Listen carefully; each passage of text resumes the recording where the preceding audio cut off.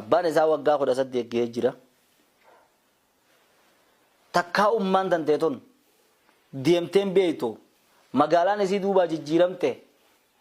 iddoon bashannanaa ta adda addaa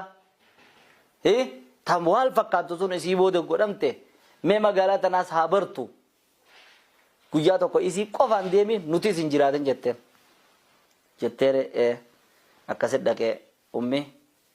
guyyaa boqonnaa kaas deemu faraqaan siihiti taraan si wajji yaana jeen kokkofalte ani maaliin godha yaa maaliin godha awwayin ijoolleedha jetteeni lakkii ummi ijoolleedhaa miti akkasuma wajjin numa yaanaa jeeni boodarra gaaggu dhugaa ta'uu garte haatini gagammaddee mee ijoolleen fi haati mana keetii wannaan arraanumaa fi sii jeen jechuudha gaabbina bira kaayee duraan dursee gaafoodhee bakka magaalaa geesse dahaba ni bitee fi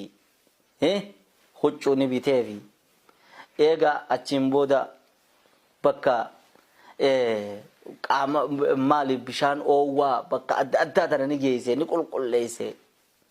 achirraa ni fuudhee gaawulee iddoo bashannana tadhisiin gaafa dura manni asitti hin jaaramne ka alla dura asitti hin jaaramne ka abbaa keetii wajjin dur gaaf tokko as dhufne bakka isiin jettu tana hunda bakka liiftiidhaan ba'an tana hunda ka waan takkaan dhufin ka amma 18 gure fi jan addunyaan barjaboo deemte waan isiin quban qabne bergaa baay'ee agarsiisa achi gubbabbaasee attaan daawwachiisee bergaa arra ummaatiyyaa wajji jirra jee liifii seene waan adda addaa godhe duuba yaaboo ummaan isaa tuneefiifis nama waa xiqqashoo wayyaati xiqqoo wayyaadha seeneesi namni guddaan kun beektaa waan itti kannan tana ni jabeeffataa mire waan jabeeffattee qabdu qabdi amma gaa bakka nyaataa tana guunii fi dhaqan waan as fuudhee guunii fi kana dubbisu waan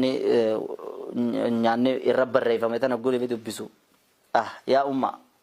gaafumaan anjoolleedha haati kana tattabattu khannaa fi abbaan kan kee kana dhufne nyaata maala jennee kana dubbifnu sun yaadadhe jennaan yaa ummaati jabar deeyni ati narraa qabdu sii galchuudha miti kuni bakka dhibba keenya bakka takkan ga'u bar ganaadha waan gaafa duraa magaalaa dheeteeti ilmooti jettee naa bitta ani arra sii bitutti hin jiru na duuba nyaata bareedaa nyaattu ansi duubatti nyaata bareedaa nyaadha yaa ummaatiyya haqa kan kee firraa geessuun yoom dhiyaata jeen akkasitti yaa ilmootiyya sihi haadha mana kan keetiiti ilmootan teeti ilmoon teessan isinitti hin jallatin